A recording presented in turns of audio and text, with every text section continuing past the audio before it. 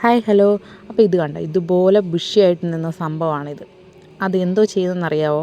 ഞാനാണെങ്കിൽ കൊണ്ടുവന്ന് നട്ട വെയിലത്ത് കൊണ്ടുവന്ന് ഈ അടിപൊളിയായിട്ട് നിന്ന സാധനമാണ്. ഞാൻ നട്ട വെയിലത്ത് കൊണ്ടുവന്ന് വെച്ചു. പിന്നെ ഞാൻ ആ ഭാഗത്തോട്ട് നോക്കിയില്ല എന്നല്ല, എനിക്ക് സമയമില്ലായിരുന്നു, നോക്കിയില്ല എന്ന് വേണമെങ്കിലും പറയാം. അപ്പം ഞാനതൊന്ന് റീപോർട്ട് ചെയ്യാമെന്ന് വിചാരിച്ചു.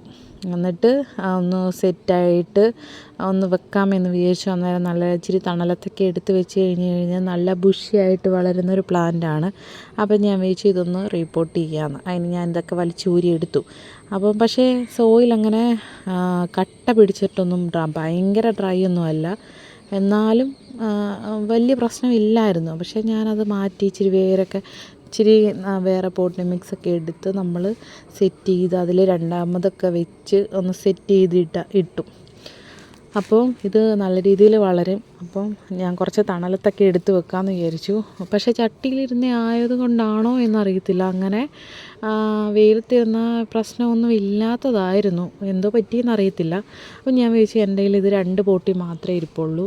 അപ്പം ഞാൻ വിചാരിച്ചു ഇത് വെള്ളത്തിലിട്ട് വെച്ച് കഴിഞ്ഞാൽ റൂട്ട് ഇറങ്ങുമോ, അപ്പോൾ അങ്ങനെ കിളിക്കുവാണെങ്കിൽ നല്ലതല്ലേ എന്ന് വിചാരിച്ച് ഞാൻ ഒരു കപ്പിലൊക്കെ എടുത്ത് വെള്ളത്തിലിട്ട് വെച്ചപ്പോൾ ഉണ്ട്. കിളിക്കുമോ എന്തുവാണെന്നൊന്നും അറിയത്തില്ല.